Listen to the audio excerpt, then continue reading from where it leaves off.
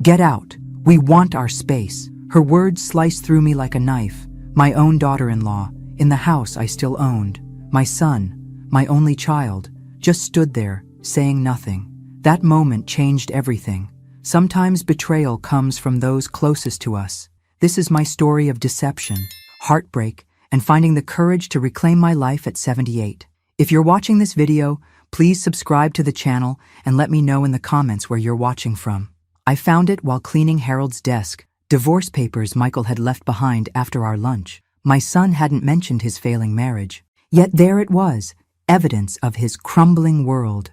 I stared at my reflection in the antique mirror Harold had given me on our 40th anniversary, noting how the past year had etched deeper lines around my eyes. "Mom, sorry I'm late," Michael said, rushing through the front door of my Victorian home in Westbrook. At 52, his hairline had receded like Harold's, but his eyes still had that boyish sparkle. Work was insane today. "It's fine, dear. Lunch is still warm." I hugged him, hiding what I knew. If he wanted to tell me, he would. Over chicken pot pie, his favorite since childhood, Michael finally broke. "Mom, Vanessa and I have been seeing each other for a few months now." I nearly choked on my water. "Catherine's daughter? Vanessa Taylor?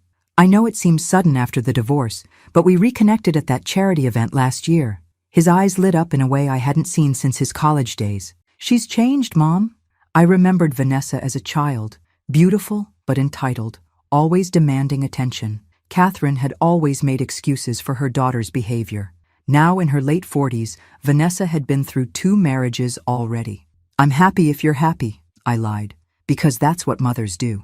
3 months later, they were engaged. 6 months after that, I found myself hosting their engagement dinner in my dining room, watching Vanessa parade around my home, eyeing my antiques like items on an auction block. "This chandelier must be worth a fortune," she commented, staring up at the crystal fixture Harold had installed himself. "It's not about the value," I replied. "It's about the memories." After dinner, Michael pulled me aside. "Mom, I need to tell you something. We've been looking at apartments, but with the economy and my investments tanking," he couldn't meet my eyes. "What is it, Michael?" "We're struggling financially. I lost almost everything in that tech crash." Before I could respond, Vanessa appeared, wrapping herself around my son's arm. "Your mother doesn't need to worry about our problems." That night, as I lay in bed thinking about Michael's situation, I made a decision that would change everything. I owned several investment properties Harold and I had purchased during his successful career as a corporate attorney. The colonial house on Maple Street was sitting empty. The next morning, I called Michael. "I have a solution for your housing situation," I said. "The colonial on Maple Street. You and Vanessa can live there as long as you need." His voice caught. "Mom, we couldn't." "I insist. The property is just sitting there." I paused, choosing my next words carefully. "I'll keep it in my name since it's part of my retirement plan, but it's yours to live in." When we met at the property later that day, I handed Michael the keys. Vanessa walked through the house, her perfectly manicured finger tracing the original woodwork. "It's old-fashioned," she said with a thin smile, "but we can work with it." Michael embraced me tightly. "Thank you, Mom. We won't forget this." As I drove home, a strange heaviness settled in my chest. I chalked it up to empty nest syndrome, even though my son had moved out decades ago. I had no idea that I had just handed over the keys to what would become my prison of guilt, manipulation, and betrayal. It started with unanswered phone calls. I'd leave messages for Michael, and days would pass before he'd return them. When I'd invite them for Sunday dinner, a tradition in our family for decades, there was always an excuse. Work commitments, previous engagements, Vanessa feeling under the weather. I kept a small leather-bound journal, a habit I'd developed during my years as a school principal. Tuesday, called Michael about dinner this weekend. Vanessa answered, said they were busy. Thursday, left another message. No response yet. I wasn't keeping score. I was trying to convince myself I wasn't imagining the growing distance. One Wednesday afternoon, I prepared Michael's favorite lasagna and drove to their house. My house, technically. I rang the doorbell, balanced the still warm dish in my hands, and waited. Vanessa answered, her smile faltering when she saw me standing there. "Eleanor, this is unexpected." She opened the door reluctantly. "I thought you might enjoy a home-cooked meal," I said, stepping inside. The house looked different. The antique side table that had been in the entryway was gone. replaced by a sleek modern console that didn't fit the colonial architecture. Michael emerged from his home office, surprise evident on his face. "Mom, we weren't expecting you. I was in the neighborhood and thought you might like some lasagna." My voice sounded unnaturally cheerful even to my own ears. "That's thoughtful," Vanessa said, taking the dish from my hands with a forced smile. "We actually just ordered takeout, but we can save this for tomorrow." I followed them into the kitchen. Noticing more changes, the vintage cabinet pulls had been replaced with stainless steel handles, and the warm cream walls were now stark white. While Michael excused himself to finish an email, I heard Vanessa in the hallway, her whispered words carrying into the kitchen. "I can't believe she just showed up." "Again, can't we just tell her to call before coming over? It's like we have no privacy anymore." The wooden spoon I was using to stir my tea clattered against the porcelain cup. I set it down carefully, my hands suddenly unsteady. Michael's hushed response. "She's just being helpful. You know how she is. It's suffocating." "Michael, your mother needs to understand boundaries." I quietly gathered my purse and car keys. When they returned to the kitchen, I was already headed for the door. "I should get going," I said, avoiding their eyes. "Enjoy the lasagna." "Mom, you don't have to leave," Michael said, but the relief in his voice was unmistakable. On the drive home, tears blurred my vision. I'd agreed they needed their space, their privacy as newlyweds, but I never expected to be treated like an intruder in a house I owned, bringing food I had lovingly prepared. That evening, I sat alone at my dining table pushing food around my plate. The phone rang. Catherine, Vanessa's mother and my friend of 5 decades. "Eleanor, how are you? We haven't spoken in weeks." I considered telling her about what I'd overheard, but loyalty to Michael stopped me. "I'm fine, just adjusting to Michael being married again." "Vanessa seems so happy," Catherine gushed. "She says the house is absolutely perfect." I nodded, forgetting she couldn't see me. "Yes, it's a lovely home." After hanging up, I added a new entry to my journal. "Remember, they need their space. Call first next time." But the words felt like a surrender to something I couldn't quite name yet. Spring turned to summer, and with it, my relationship with Michael continued to wither like unwatered flowers. Our weekly phone calls became monthly. His visits, once reliable as clockwork, became rare events to be celebrated. When we did get together, I noticed a disturbing pattern. Vanessa dominated every conversation, often cutting me off mid-sentence. "So, I've been volunteering at the literacy center downtown," I began during one of our rare meals together. "Speaking of downtown," Vanessa interrupted, "Michael and I saw the most amazing modern art exhibition last weekend. You probably wouldn't have enjoyed it, Eleanor. Very avant-garde." Michael nodded, avoiding my eyes. The son who once asked for my opinion on everything from his college essays to his career choices now seemed unable to form independent thoughts in his wife's presence. November brought Thanksgiving, and I spent days preparing. I polished the silver that had been in Harold's family for generations, set the table with my best china, and cooked all of Michael's favorites. They arrived an hour late. Vanessa swept in wearing a designer outfit that seemed excessive for a family dinner, her eyes scanning my home critically. "This place is exactly the same," she said, running a finger along the mahogany sideboard. "Don't you ever think about updating, Eleanor? All these antiques make it feel like a museum." I forced a smile.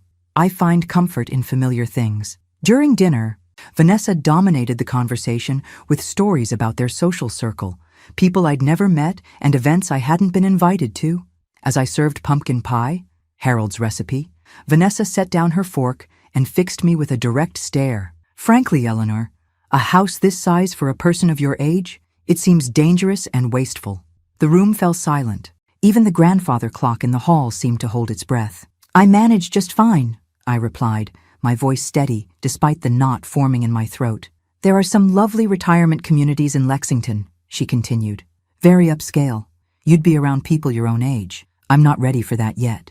"Well, no one is ever ready to admit they're getting older." She laughed as if she'd said something witty. "But really, what are you going to do with all these antiques and heirlooms?" "I've always planned to pass them down to Michael," I said, looking at my son, who suddenly became very interested in his pie. Vanessa waved her hand dismissively. "We don't need to clutter our space with old things. They probably aren't worth much anyway."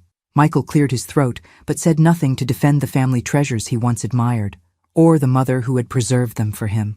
After they left, I noticed my grandmother's diamond brooch was missing from the display cabinet in the living room. It had been there that morning when I dusted. I searched everywhere, telling myself I must have misplaced it, refusing to consider the alternative. That night I wrote in my journal, "Missing diamond brooch, also missing the son who would have once helped me search for it." My 79th birthday dawned bright and clear. I made coffee and checked my phone, expecting at least a message from Michael. Nothing. By noon, I'd received calls from several friends, including Patricia, my former colleague, but silence from my only child. He's probably planning something special, I told myself, remembering how Michael had always made a fuss over my birthdays. Even after Harold died, my son had maintained our family traditions, bringing cake and insisting we celebrate. By evening, still nothing. Determination overtook disappointment. I baked my own birthday cake, lemon with buttercream frosting, just as Harold used to make for me, and dressed in my favorite blue dress. I wasn't going to let Michael's forgetfulness ruin my day. I drove to their house, my house, with the cake on the passenger seat. As I turned onto Maple Street, I noticed several cars parked outside. Lights blazed from every window, and I could hear music playing. Confused, I approached the front door and rang the bell.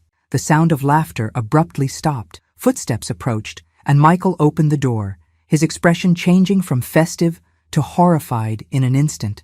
"Mom? What are you doing here?" I stood frozen, the cake suddenly heavy in my hands. Behind him, I could see a dining room table set for a dinner party, champagne glasses glinting under the chandelier. "It's my birthday," I said, the words sounding small and pathetic. Vanessa appeared beside him, glass in hand. "Eleanor, what a surprise!" Her voice was artificially bright. "Oh dear, is it your birthday? We had no idea." Through the doorway, I spotted Catherine among the guests, her expression a mixture of embarrassment and pity. Our eyes met briefly before she looked away. "We're celebrating Michael's promotion," Vanessa continued. "If only you'd called first, we could have included you in our plans." Michael at least had the decency to look ashamed. "Mom, I'm so sorry." With everything happening at work, I completely forgot.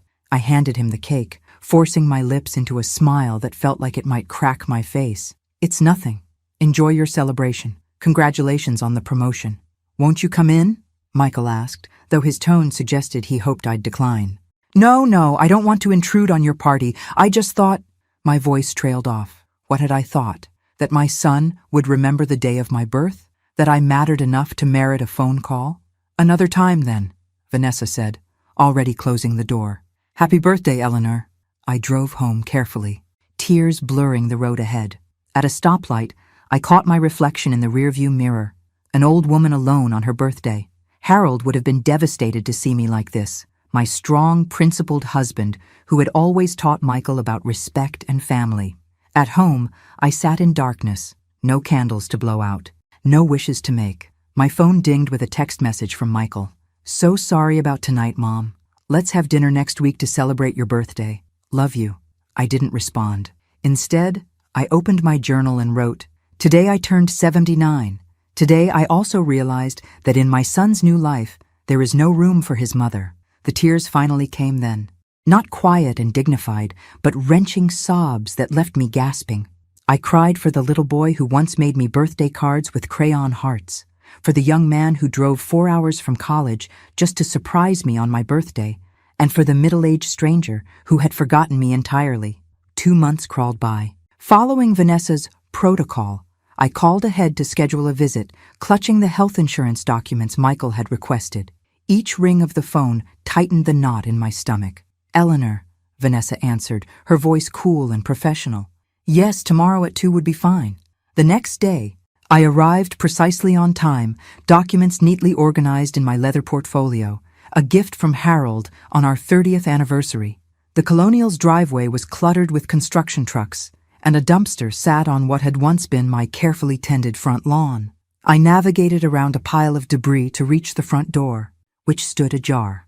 Inside, the once elegant entryway was in shambles. Plastic sheets hung from doorways, and the air was thick with plaster dust. "Hello?" I called out, stepping carefully over power cords. Michael emerged from the living room, his dress shirt incongruous amid the chaos. "Mom, thanks for bringing those papers." "What's happening here?" I asked, trying to keep the alarm from my voice. Just some renovations, he said vaguely. Vanessa's in the back. Come on through. I followed him through the house, my heart sinking with each new discovery. The original hardwood floors were being covered with modern tile. The crown molding Harold and I had painstakingly restored was gone, but it was the bay window that stopped me in my tracks. Workers were removing the stained glass panels, vibrant blues and ambers that had cast jewel-toned light across the room for over a century. Michael, what are they doing with the stained glass? My voice came out as a whisper. Before he could answer, Vanessa appeared, wearing a hard hat like a fashion accessory. Eleanor, perfect timing. What do you think of our modernization project? I struggled to find words that wouldn't betray my horror. It's quite a change. We're bringing this old place into the 21st century, she said proudly.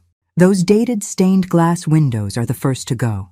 But those windows are what made Harold and I fall in love with this house, I said, watching as a worker carelessly placed one of the priceless panels against a wall. They're irreplaceable architectural elements. The house is listed in the historic register because of features like that. Vanessa's smile hardened. You said we could live here as we wanted.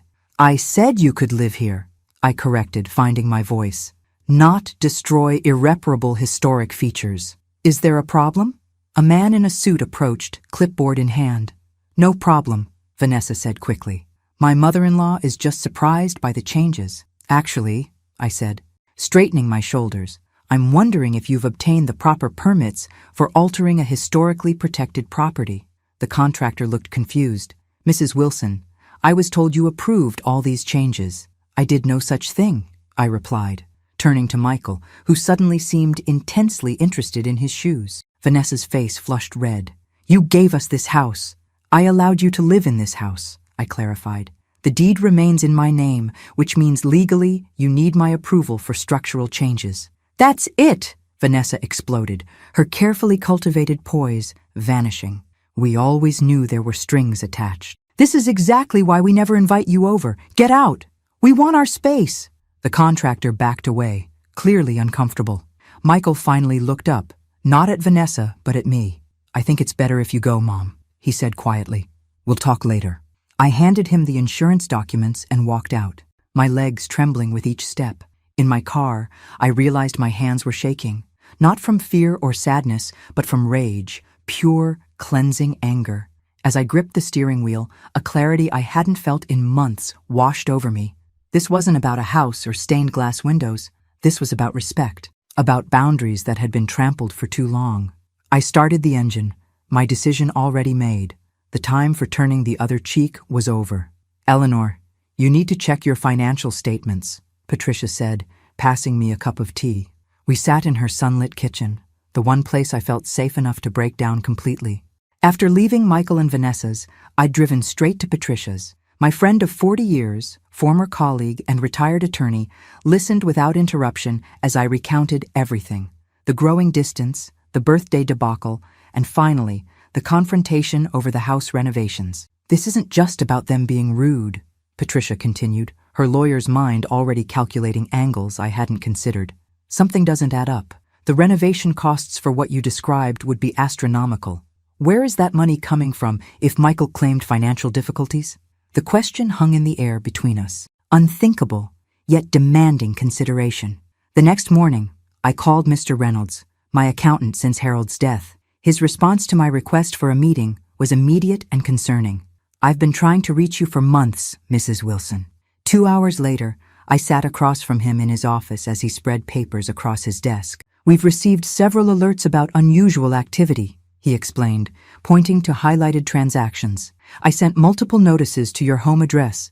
When you didn't respond, I assumed they were errors and you'd confirmed that directly with the banks. My stomach clenched. I never received any notices. He nodded grimly.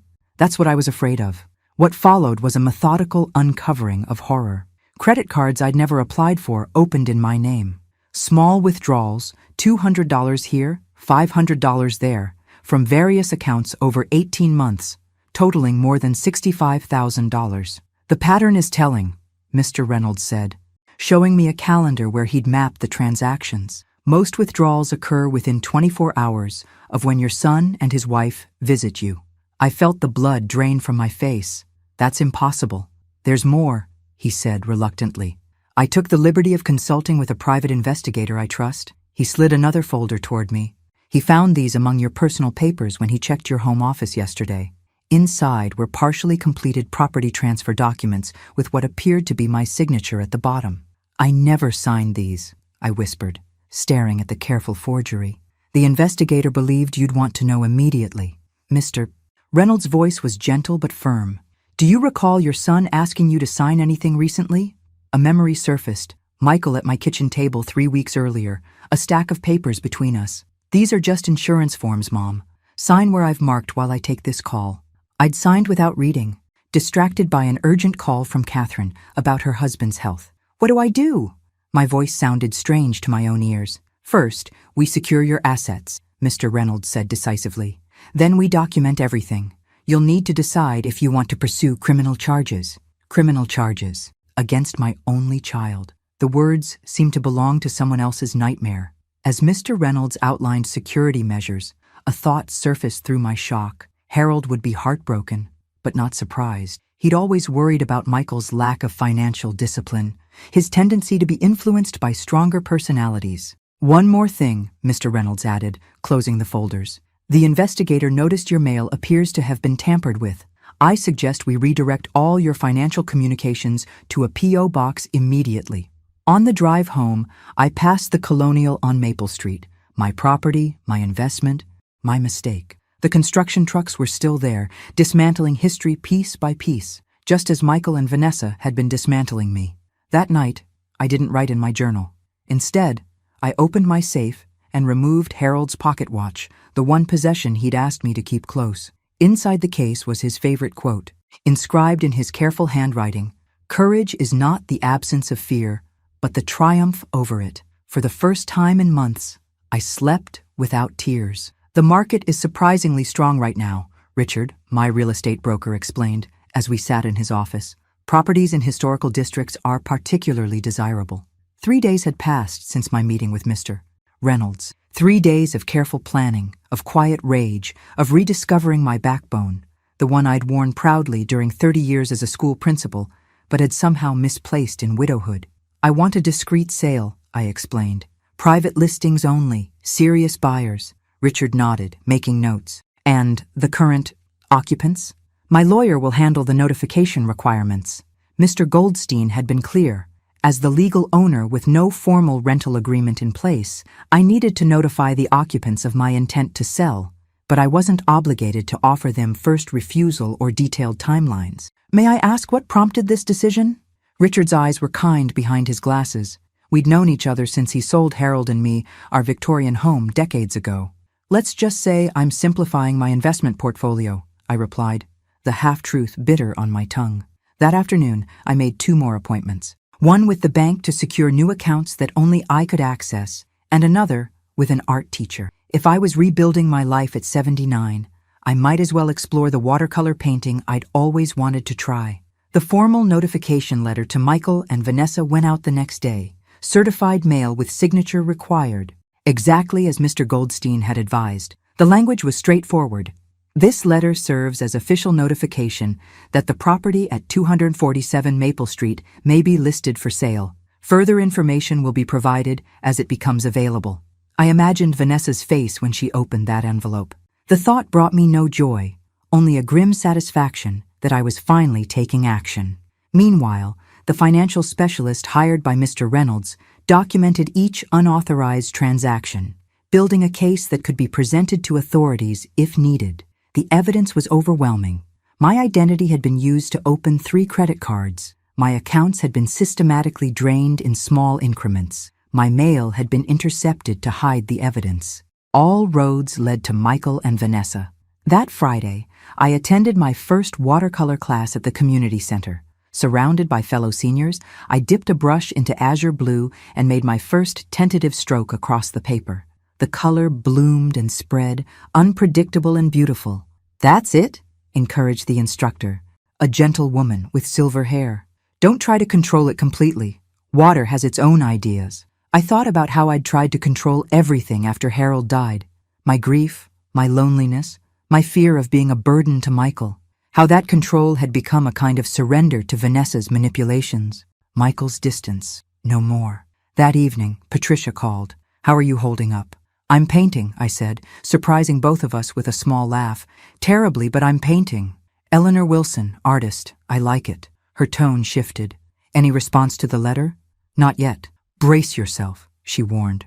"People like Vanessa don't give up easily." Patricia was right. The next morning, my phone rang. Catherine's number. "Eleanor?" Her voice was strained. "Vanessa just called me, very upset. She said you're selling their house without warning." "That can't be right." "It's my house, Catherine," I replied calmly. "And they received formal notification yesterday." "But they've made it their home. They've invested so much in renovations." "Unauthorized renovations to a property they don't own." Silence stretched between us, decades of friendship suddenly thin as tissue paper. "Eleanor, are you sure you're thinking clearly?" Catherine finally asked. "Vanessa says you've been confused lately, forgetting conversations." Ice formed around my heart. So that was their strategy. Paint the widow as senile, incompetent to manage her affairs. "I've never been more clear-headed," I replied. "Perhaps you should ask your daughter about the credit cards opened in my name, or the $65,000 missing from my accounts." This time, the silence had a different quality. "I need to go," Catherine said finally. I'll call you later." I hung up and stared at my half-finished watercolor, blue bleeding into purple, creating something entirely new at the edges. The first post appeared on a family support forum. "Worried about elderly mother-in-law being manipulated by unscrupulous advisors. How can we protect her assets from people taking advantage of her confusion?" Catherine forwarded it to me with a simple message. "Is this what I think it is?" It was Vanessa's opening salvo, carefully worded to avoid defamation, yet specific enough that anyone who knew us would recognize the situation from her distorted perspective. More posts followed on various platforms. In Vanessa's narrative, I was a confused elderly woman being coerced by financial vultures into selling property out from under my loving family. Michael was portrayed as the devoted son trying to protect his vulnerable mother while respecting her independence. The comments were predictably sympathetic to Vanessa's version. "You might need to consider guardianship proceedings and document her confusion for the courts." I showed the posts to Mr. Goldstein, who merely raised an eyebrow. "Predictable and inadvisable," he commented. "She's creating a digital paper trail of her intentions." On Thursday evening, my doorbell rang unexpectedly. Catherine stood on my porch, looking uncomfortable. "May I come in? I think we need to talk." I led her to the living room, where we'd shared countless cups of tea over 5 decades of friendship. Today, I offered nothing. "Vanessa and Michael had a meeting with Dr. Sutton yesterday," she began, without preamble. "The geriatric specialist?" She nodded, unable to meet my eyes. "They're exploring options for evaluating your capacity to manage your financial affairs." Though I'd suspected as much from the online posts, hearing it confirmed sent a chill through me. "I see," I said, surprised by how steady my voice remained. "And what do you think about that, Catherine?" She looked up then, her expression troubled. "I don't know what to think anymore. Vanessa says you've been acting erratically, forgetting conversations, making accusations, but you seem perfectly fine to me right now." "Perhaps because I am fine," I replied. "Perhaps because the only thing that's changed is that I've stopped allowing them to take advantage of me." I offered Catherine the folder Mr. Reynolds had prepared, a timeline of the financial fraud with supporting documentation. She hesitated before taking it. "I can't believe Vanessa would do something like this," she whispered, though her tone lacked conviction. Neither could I, at first. I watched her flip through bank statements, credit reports, the forged property transfer documents. But the evidence is quite clear. Catherine's hands trembled slightly as she closed the folder. "There must be some explanation." "I'm sure Michael and Vanessa will have several," I said. "The question is whether you'll believe them or your own eyes." After she left, I stood at the window watching her drive away. Our friendship hung in the balance now. Catherine had always made excuses for Vanessa's behavior, from childhood tantrums to adult manipulations. Would evidence finally open her eyes? The next day, Richard called with news that a potential buyer wanted to view the property. "They're only in town for the weekend. Is there any way to arrange a showing?"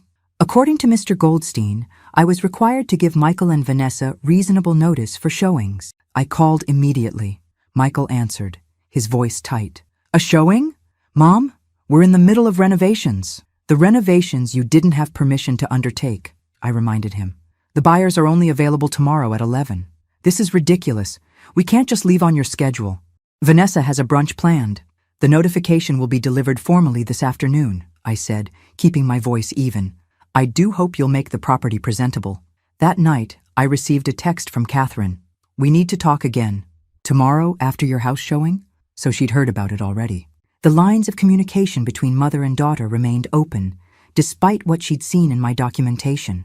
I replied with a simple yes, and tried to quiet the voice in my head that whispered I was about to lose my oldest friend, along with my only child. They've offered 15% above asking, Richard said, his voice crackling through my phone's speaker. With one condition, occupancy within 60 days. 2 months had passed since the first showing. 3 serious buyers had toured the property, each time with Michael and Vanessa making the experience as uncomfortable as possible, pointing out structural problems that didn't exist, mentioning neighborhood crime that never happened, leaving personal items strewn about to create an impression of permanent occupancy. Despite their efforts, the Colonial's elegant bones and historic pedigree had attracted a retired couple from Chicago, art collectors who saw past the half-finished modern renovations to the home's true potential. It's an excellent offer in this market, Richard continued. Shall I accept?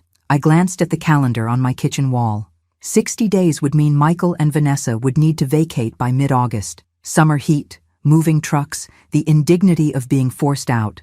I imagined Vanessa's fury, Michael's resentment. Accept it, I said decisively. Have Mr. Goldstein prepare the formal notice for the current occupants. As I hung up, my house phone rang. The specialist investigators had installed with a new, unlisted number. Mrs. Wilson? This is Rose Martinez. I used to work as your husband's assistant at the firm. The name triggered an immediate memory.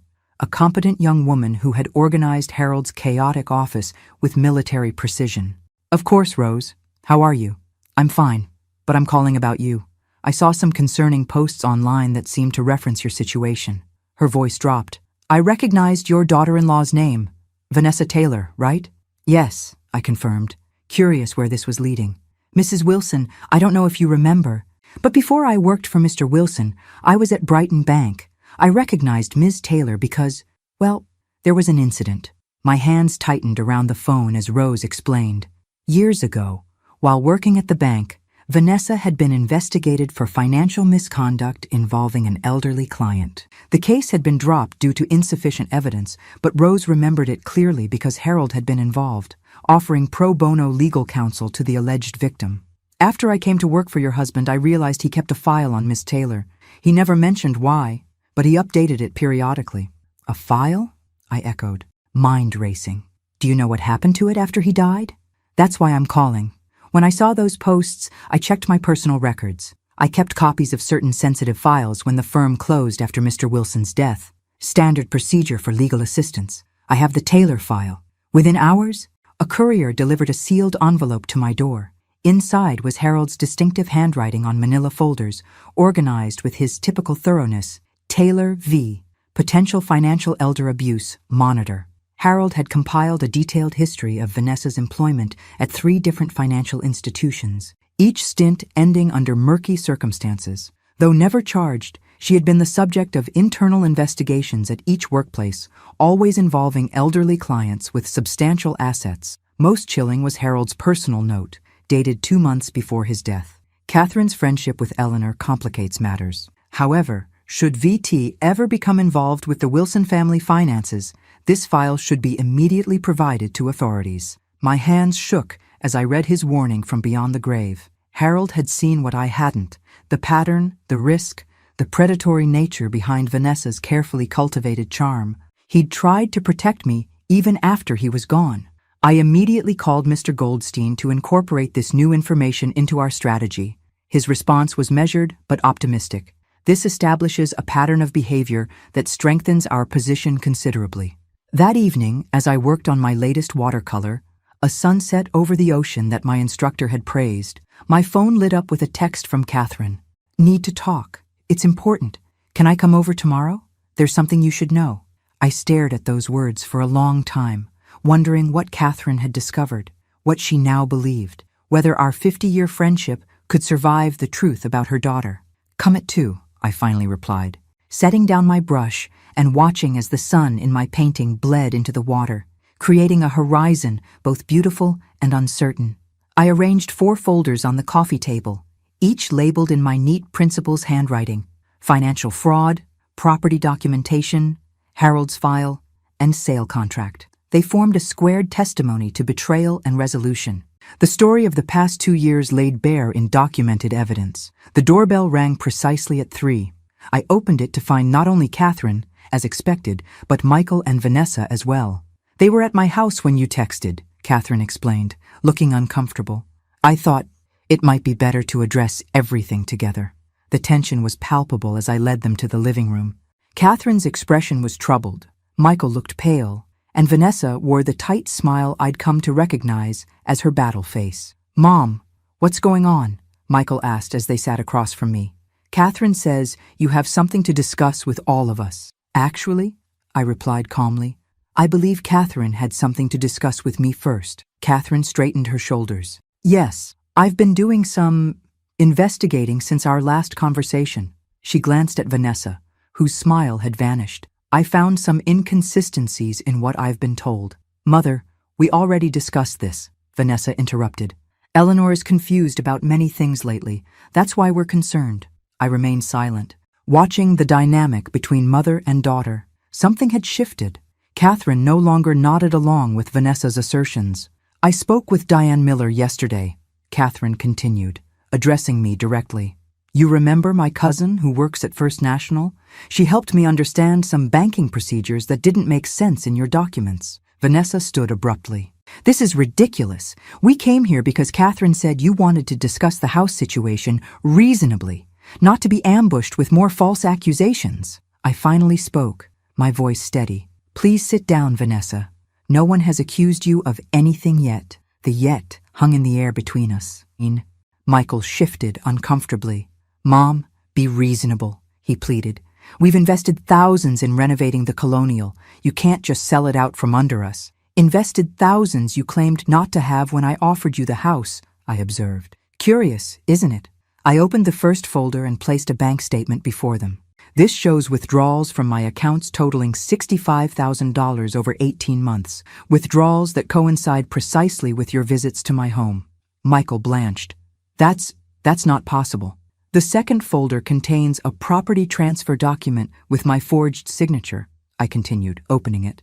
"A document you asked me to sign, Michael, claiming it was for insurance purposes." "I never," he began, then stopped, looking at Vanessa. I opened the third folder, removing Harold's file. "And this is perhaps the most interesting. My late husband kept detailed records of Vanessa's history of financial misconduct at 3 different banks, all involving elderly clients." Vanessa lunged for the file, but Catherine caught her arm. "Stop it. Just stop, Vanessa. You're believing this senile old woman over your own daughter?" Vanessa hissed. "What I believe," Catherine replied evenly, "is the evidence I've seen with my own eyes, the pattern I've ignored for too long." The room fell silent as Catherine turned to me, tears in her eyes. After our last conversation, I contacted Vanessa's former employers. They couldn't tell me much, confidentiality agreements, but their silence was telling. Then I found records of payments from our family account to 3 different people over the years. Settlements, Eleanor. My husband and I paid to keep Vanessa's indiscretions quiet. Vanessa's face contorted with rage. "You had no right to dig through Dad's financial records." "I had every right," Catherine replied. "They're my records, too." I opened the final folder and placed the sale contract on the table. "The Colonial has been sold. The new owners take possession in 60 days. "You can't do that," Vanessa shrieked. "We'll fight this in court. We'll have you declared incompetent." "With what evidence?" I asked quietly. "The testimonial of a woman with a documented history of financial elder abuse? Or perhaps my confused son, who can't explain how renovations were funded or why his signature appears on credit card applications in my name?" Michael stared at the documents spread before him, the color draining from his face. "I didn't know," he whispered, looking up at me with the eyes of the little boy I once knew. "Mom, I swear, I didn't know about the accounts." For the first time, I saw doubt flicker across Vanessa's perfect facade. Perhaps not all of it, I acknowledged. But you knew enough. Michael, you chose to look away rather than stand up for your mother. You chose comfort over integrity. The grandfather clock in the hallway chimed 4 times, marking the hour and the end of deception. In the silence that followed, I saw my son clearly for the first time in years, not the idealized image I'd clung to, but the flawed man who had failed both of us. What happens now? Catherine finally asked. Now, I said, gathering the folders, we each make our choices. The legal document before me was straightforward. In exchange for my agreement not to pursue criminal charges, Vanessa would relinquish any claim to my property and assets, acknowledge the unauthorized use of my identity, and agree to no further contact. It's a generous offer, Mr. Goldstein observed. More generous than I would advise, frankly. I'm not interested in seeing my son's wife in prison, I replied. I just want this chapter closed. 3 weeks had passed since the confrontation in my living room. 3 weeks of careful negotiations through attorneys, of long conversations with Catherine as we rebuilt our friendship on honesty rather than loyalty, of silence from Michael. The day after our confrontation, he had moved out of the Colonial into a small apartment downtown. His divorce filing made the local papers, a minor scandal in our social circle, but nothing compared to what would have happened had I pressed charges. I signed my name to the agreement, watching as Mr. Goldstein's assistant notarized it. The action was anticlimactic after months of drama, yet I felt an unexpected lightness as I set down the pen. It's done, Mr. Goldstein confirmed. Ms. Taylor's attorney has her signature already. This resolves all outstanding issues between you, except, of course, the most significant one, my relationship with my son. That evening, Catherine came for dinner, our first attempt at normalcy after the upheaval. Vanessa's moving to Arizona next week, she said, helping me clear the dishes afterward. My sister is letting her stay while she figures things out. How are you handling it? I asked, genuinely concerned for my friend. Catherine sighed, leaning against the counter. Some days are harder than others. I keep asking myself how I missed the signs, how I enabled her behavior for so long. We see what we want to see in our children, I replied, thinking of Michael. Have you heard from him? I shook my head. Not since he moved out. He will, Catherine assured me, when he's ready to face what happened. The next morning, I attended a meeting of the financial literacy group Patricia had encouraged me to join. Seniors who had experienced financial exploitation sharing their stories and resources. The facilitator, a retired banker named Thomas, had invited me to speak about my experience. Standing before the group of 15 elderly men and women, some still visibly shaken by their ordeals, I felt a surge of purpose. My name is Eleanor, I began, and until recently, I believed that being kind meant being passive, that loving my family meant accepting whatever treatment I received. Nodding heads encouraged me to continue. My late husband once told me that integrity is not just about honesty, but about wholeness, being fully yourself without compromising your values. It took me 79 years and a devastating betrayal to understand what he meant. For the next hour, I shared my story, not just the fraud and manipulation, but the emotional journey from confusion to clarity, from hurt to action. When I finished, the room was silent for a moment before an elderly man spoke up. How did you find the courage to confront your own son? The question pierced me. I realized that by allowing his behavior to continue, I wasn't helping him. True love means holding people accountable, not enabling their worst instincts. As the meeting dispersed, several members lingered to share their stories with me privately. I exchanged phone numbers, promised to return next week, felt the first threads of a new community forming around shared experience and recovery. That afternoon, my doorbell rang unexpectedly. Michael stood on the porch, his face gaunt, eyes red-rimmed. "Mom," he said simply, his voice breaking on that single syllable. I stepped back to let him in, noticing how he had aged in just 3 weeks, his shoulders hunched, new lines around his mouth. In the living room, he perched on the edge of the sofa, hands clasped between his knees like a schoolboy called to the principal's office. "I don't even know where to begin," he said finally. "To say I'm sorry seems inadequate." "It is," I agreed, not unkindly, "but it's a start. I've been seeing a therapist," he continued, "trying to understand how I let things go so far, why I didn't see what Vanessa was doing, why I didn't protect you. And what have you learned?" He looked up, meeting my eyes fully for the first time. That I've spent my life looking for someone to take care of me the way you did. That I mistook control for love. That I was so afraid of disappointing you that I couldn't face any failure, even when the alternative was betraying everything you taught me. His honesty was unexpected, disarming. I forgive you, Michael, I said quietly. But forgiveness doesn't erase consequences. He nodded, a tear slipping down his cheek. You're slipping. I know. I don't expect things to go back to how they were. I couldn't let another day pass without telling you how sorry I am, how ashamed. As he rose to leave, I remained seated, watching my only child walk toward the door. Michael, I called. He turned, hope flickering across his face. We need time. It wasn't everything he wanted. It wasn't everything I wanted either.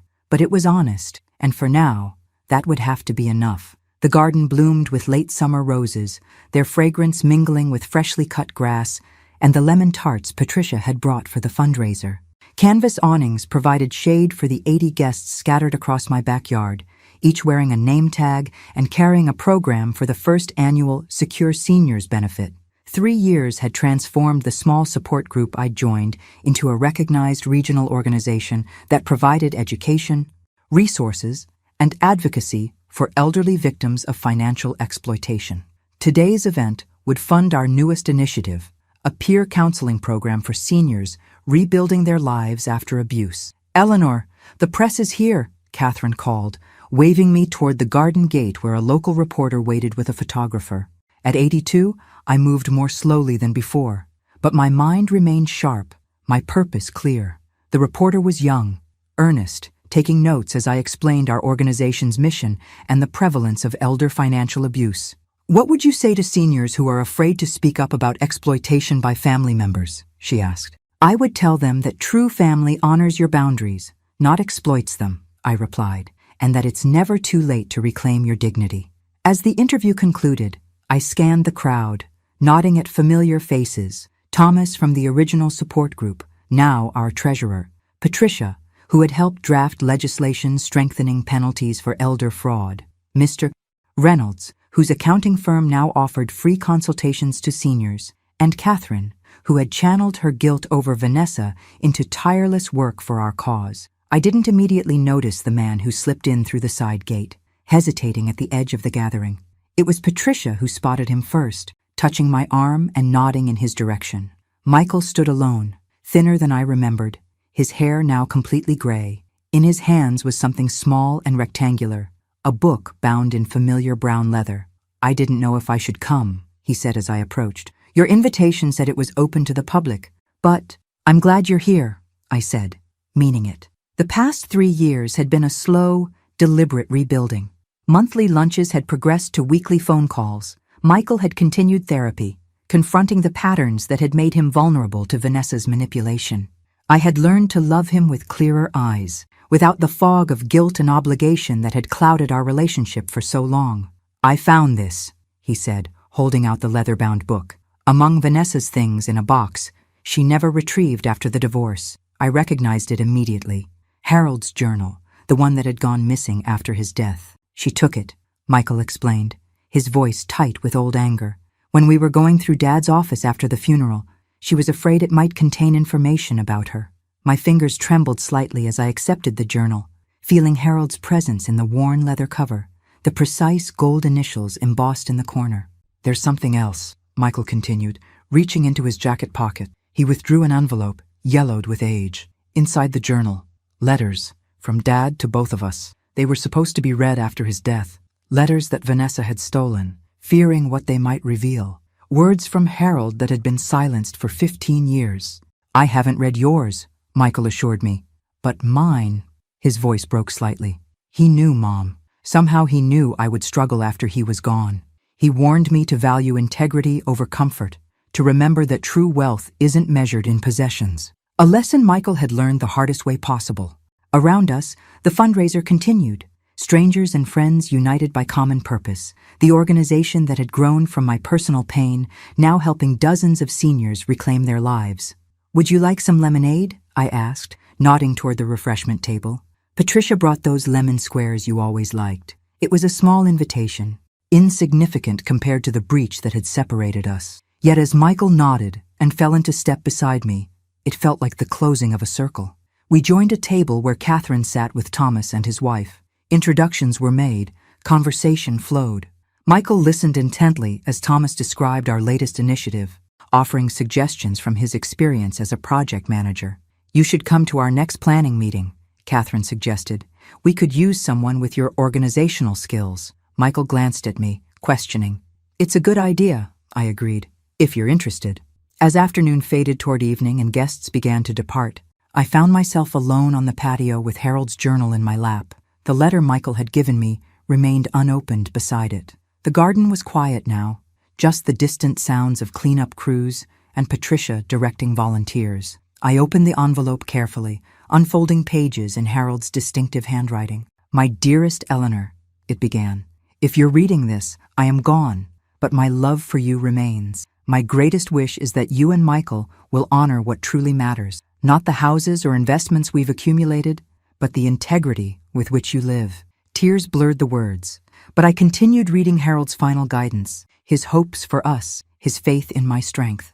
In the final paragraph, he wrote, "Remember that it's never too late to begin again, to stand firmly in your truth, to create a life that reflects your values rather than others' expectations." I closed the letter as the setting sun cast long shadows across the garden. Harold had been right, as he so often was. It wasn't too late, not at 79 when I'd finally stood up for myself, not at 82 as I helped others do the same. "Mom?" Michael appeared at the patio door. "Need any help with these last tables?" "That would be nice," I said, tucking the letter into the journal and rising to stand beside my son. As we worked together in companionable silence, I thought about the long journey that had brought us here, the betrayal and pain, yes, but also the clarity and purpose that had emerged from it. I thought about the colonial house, now lovingly restored by its new owners who had reinstalled vintage stained glass windows similar to the originals. I thought about Vanessa, who according to Catherine was working at a resort in Arizona, still searching for shortcuts to security. Mostly, I thought about the words I now shared with every senior who came to our organization looking for help. Life is too long to carry resentment, and too short to waste on people who don't recognize your worth. It had taken me 82 years to fully understand that truth. But as Harold would say, better late than never. Thanks for listening. Don't forget to subscribe and feel free to share your story in the comments. Your voice matters.